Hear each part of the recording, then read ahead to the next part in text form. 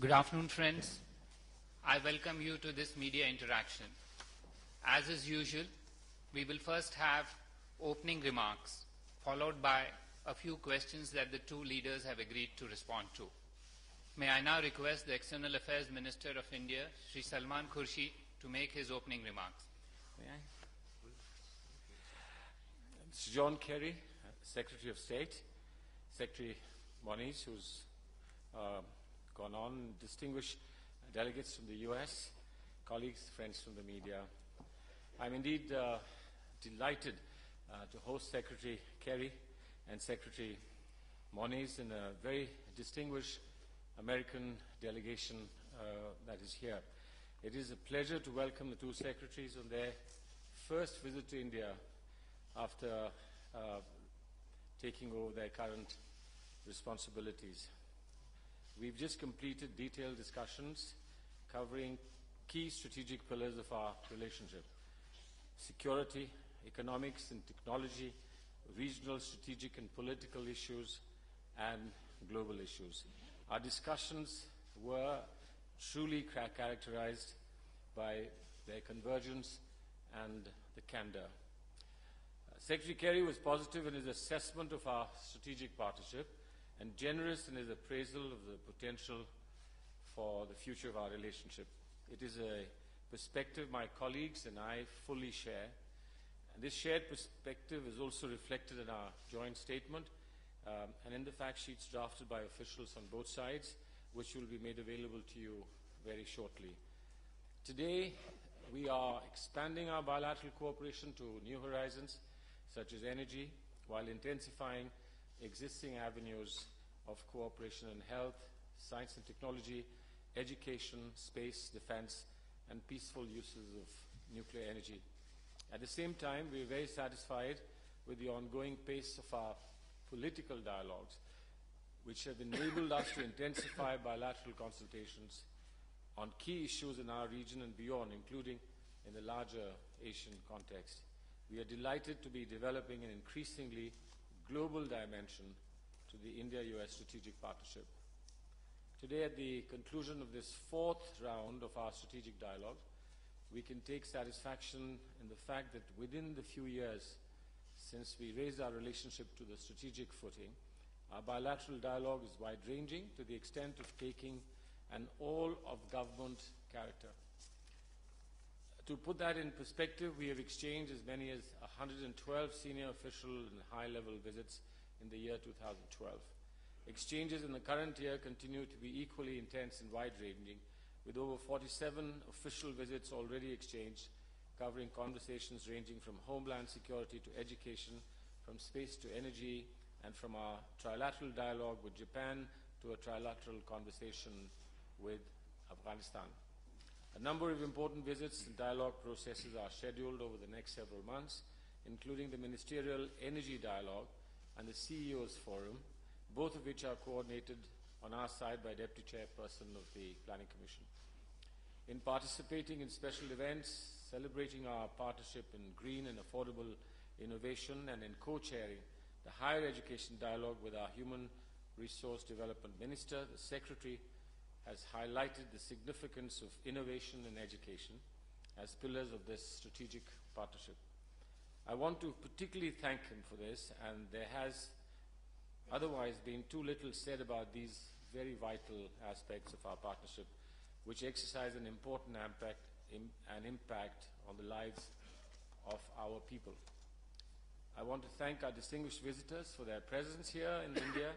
We deeply appreciate their commitment in this partnership and their substantive contribution during our dialogue.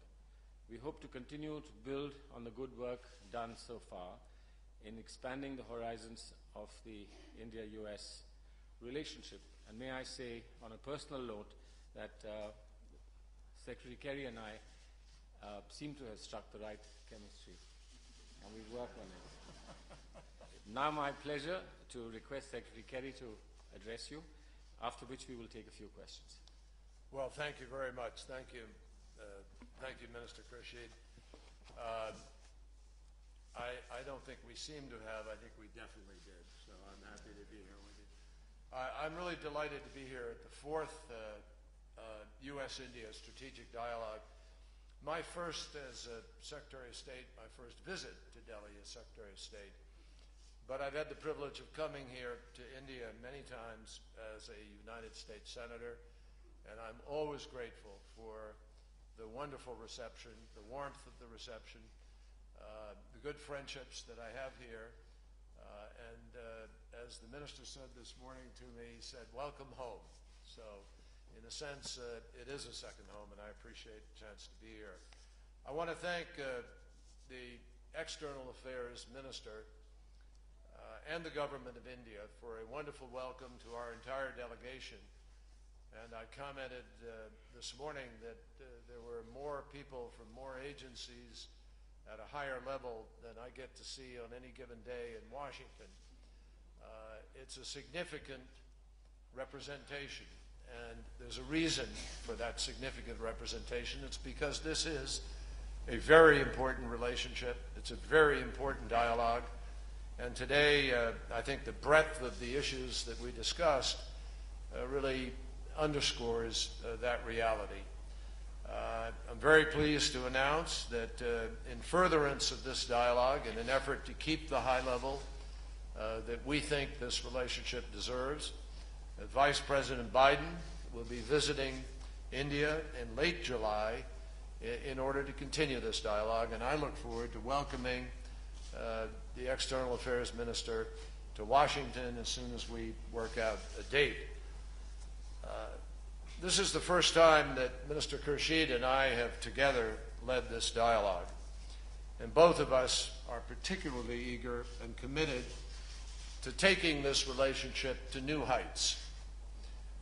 India and the United States, two of the most powerful economies in the world, two democracies, two countries that share so much in terms of our values and our aspirations, we believe have an opportunity to be able to set a new standard for cooperation on a number of challenges that we all face. 20 years ago, as a United States Senator, I led one of the first, if not the first, U.S. Senate trade delegation visits to India. It was at a time when there was a fellow, it was the finance minister by the name of Singh, the current prime minister. And he had just embarked on a series of major economic reforms. And nobody quite knew where those were going to go, where they would take either India or the rest of the world. Now that's a matter of history. It has taken India to new economic heights and potential. But relationships don't transform by chance. They transform through a lot of hard work and through a shared vision. And that's exactly what the strategic dialogue that we engaged in today is all about.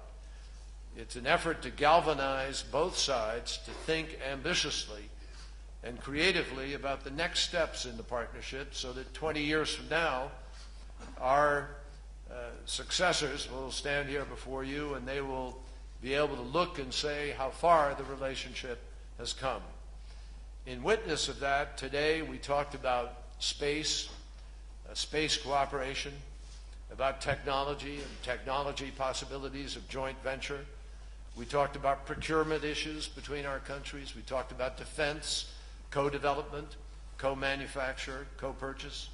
We talked about education, about agriculture, about health, and ways in which we cooperate in terms of health capacity building. We talked about commercial enterprises, and we talked about some of the impediments to joint investment and to foreign investment. And we were reassured, certainly from our part, that India is taking important steps to try to address each of those concerns, and that we are committed to taking steps to address the concerns of our friends in India. And there are always mutual concerns. Yesterday at the Habitat Center, I had the privilege of speaking, and I talked about how India and the United States are really uniquely positioned and equipped to take on some of the toughest challenges of our time, particularly security challenges, the challenge of global climate change, and the challenge of bringing full economic possibilities to not just our populations, but to the region and to other countries. So at today's strategic dialogue, we dove into these, as I mentioned, all of those topics. And we talked about how to increase our energy cooperation, our efforts with respect to climate change and other issues. Let me highlight a couple of the outcomes from our discussion today. First, we reaffirmed that the United States and India share a very specific and similar vision for peace, democracy, and stability in Asia and in the Indian and Pacific Oceans. We welcome the strong leadership that India plays today, both in the region and on the global stage, and there is more that we can do together. Both of our countries support a stable, democratic, united, sovereign, and prosperous Afghanistan. We are grateful for India's investment in Afghanistan and support and help. And we support India's bilateral economic assistance programs with Afghanistan, with its private sector investment and its leadership in promoting regional economic integration. I think it's safe to say that our economic engagement has seen tremendous progress in the last decade. And since that time, trade between the United States and India has grown fivefold just in the years of the Obama administration. Investment between our countries has grown by a factor of 10. And last year, we almost topped $100 billion in two-way trade in goods and services, and we are on track to do even better this year in 2013. It's a good start, but both of us agreed today that we can do better. We can do even more. We can break down trade and investment barriers, and I was particularly appreciative of the productive discussion that we had on those issues. India is currently reviewing the text of its bilateral investment treaty model, and we agreed today to try to look forward and move forward on that model as soon as possible. We had a productive dinner last night with business leaders from the United States and India, and I look forward to welcoming India's Ministers of Commerce and Finance to the United States for the CEO Forum that I will host at the State Department on July 12th. I was also pleased that the United States and India reaffirmed our commitment to full and timely implementation of the civil nuclear deal. We welcome particularly the intention of Westinghouse and the Nuclear Power Corporation of India to arrive at a commercial agreement, and we agreed that that commercial agreement should be arrived at by September of this year. I have been a strong personal advocate of this civil agreement since I came here a number of years ago and engaged with Prime Minister Singh and then with our Congress, and we shepherded it through our committee ultimately, and was pleased that it was accepted. I will continue to be a strong advocate. We also talked today about the common threat of terrorism. Democratic societies such as ours have obviously suffered at the hands of terrorist groups. We are open. We are more open than others. We welcome people to our countries. And at our Homeland Security Dialogue in Washington last month and here in the Strategic Dialogue today, we discussed ways that we can further cooperate on keeping our countries safe. I spoke extensively last night about the imperative for both the United States and India to act forcefully and cooperatively on the subject of climate change. Climate change grows more urgent. The science grows more compelling. And it screams at us, all of us, to take action. There is no country in the world that has not experienced some of the impact of climate change already. Together, India and the United States are undertaking clean energy research.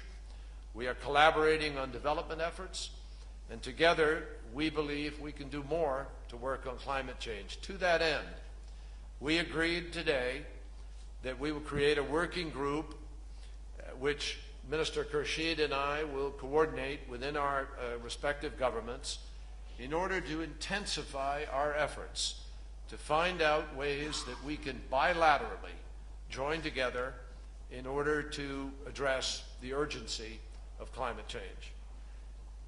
I might add that, led by the very,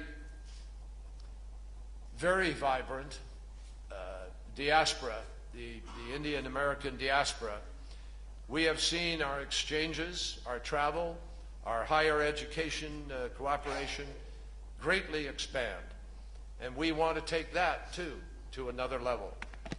As large and as prosperous as our democracies are, both the United States and India know that transformative change takes a certain amount of time.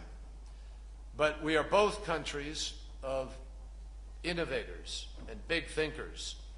You see that in the remarkable accomplishments of technology and of other efforts in India in the last years. We also have vibrant civil societies. We welcome that. And we have a vibrant free press. We share common values and goals, and we both share the will and the determination to keep pressing forward towards positive change. So I am convinced that the U.S.-India friendship, as President Obama said, is one of the defining partnerships of the 21st century. And today, I believe, we laid a path for helping to make certain that everybody understands that.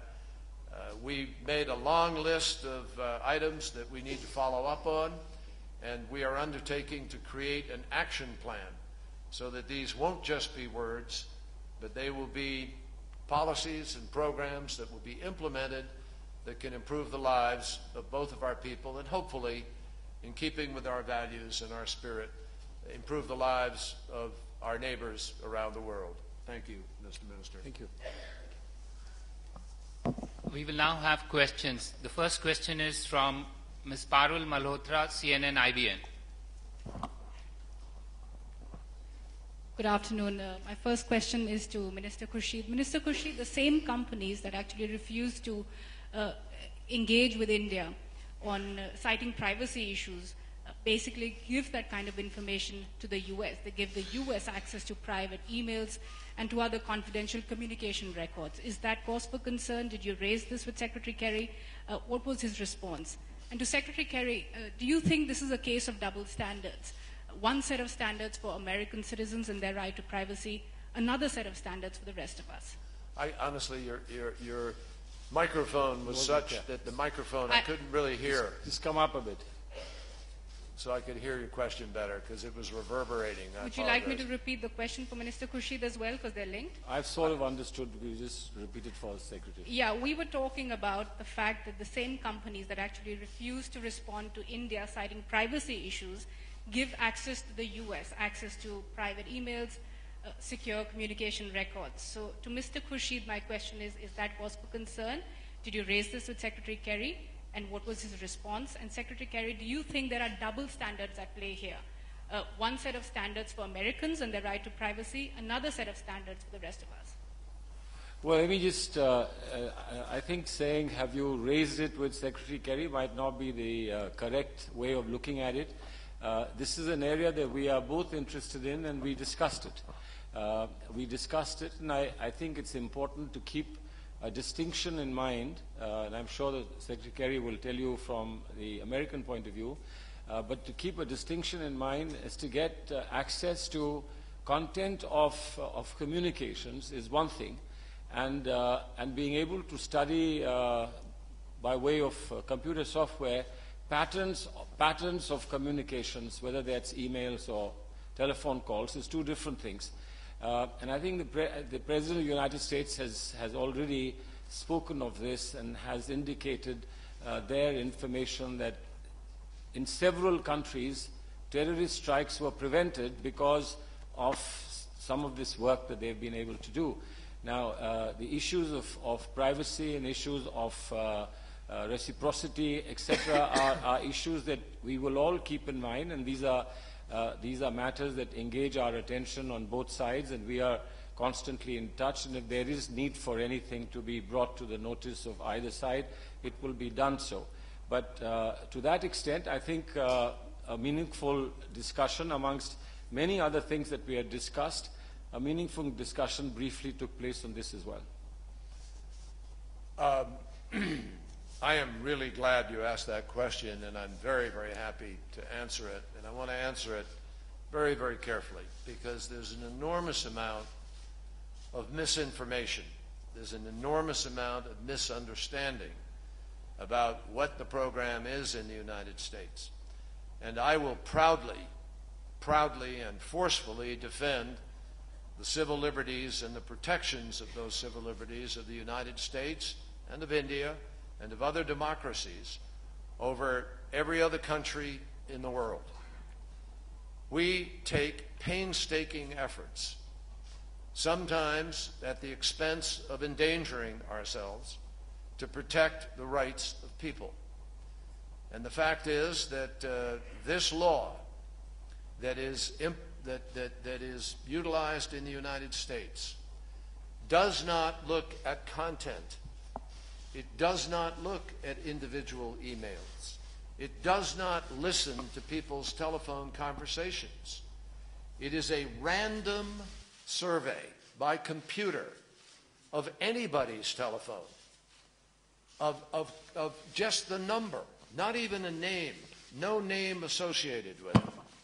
And it takes those random numbers and looks at whether those random numbers are connected to other numbers that they know by virtue of other intelligence or other things that have happened are linked to terrorists in places where those terrorists operate. And only then can they take that information if it shows an adequate linkage that will meet a high standard of law. They then go to a judge in a special court and ask that court for permission, meeting the standard of the law, to be able to go further in the investigation. Now, all three branches of the American government, the executive branch, the judiciary, and the legislative branches, were aware of this program, were part of this program by virtue of either a vote or implementing it or passing on it as the judiciary. And in so doing, the evidence has shown from our FBI, from our intelligence community, that we have avoided terrorist acts and we have saved lives. Now, regrettably, we live in a world that is more dangerous because there are some people who prefer to kill people randomly rather than to enter a political system and offer a program and try to make a change. Just today, I was driving along in the streets here in Delhi, and I was remarking how different it is today to see guards and barbed wire and people having to guard buildings and so forth, things that we didn't live with years ago. And this is true in country after country after country. I see security in front of the Capitol of the United States of America, where once I used to be able to walk in at will. Now there are barricades and police officers holding machine guns because some people don't choose to participate in democracy. Now, I believe that what we have done is put in place a program that meets the highest standards of scrutiny and the highest tests of civil liberties. And there is a balance in this world we live in. When the Marathon bombers bombed in Boston, Massachusetts in April, one of the first questions that was being asked was, why didn't you guys notice that they were in touch with radical websites? How come you didn't track them and know that they were being radicalized when they went to Russia or wherever they went? And the answer is because we don't look at their emails without the sufficient legal justification to do it. So this is a dangerous and complicated world we all live in, and I believe that the program the United States has pursued is a very judicious balance of civil rights, civil liberties, but also of the right of people to live free from being killed by terrorists, and the right we have to be able to protect people in the effort to do that. The next question will be from Karen DeYoung of the Washington Post. Thank you. Mr. Secretary, the Obama administration and you personally have invested a great deal in the U.S. relationship with Russia and China and have indicated previously that things are on a good track forward. What does the Snowden incident tell you about the strength of those relationships and the possibility of future cooperation? Have you asked Russian authorities specifically to prevent Mr. Snowden's departure from Moscow, and if so, what's been the response? Have you spoken to Mr. Lavrov in the past 2 days? In the case of China, why did the State Department wait for nearly a week after the arrest warrant was issued to revoke his passport, and when was the Hong Kong government informed? And finally, what response have you gotten from Latin American countries you have appealed to deny Mr. Snowden entry? And I have one question for the minister.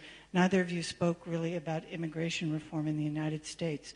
Could you outline India's concerns on that issue and indicate what reassurances you received from Secretary Kerry? Thank you. Well, with respect to the response of the Latin American countries, all appropriate countries have been notified with respect to the status, his status legally, and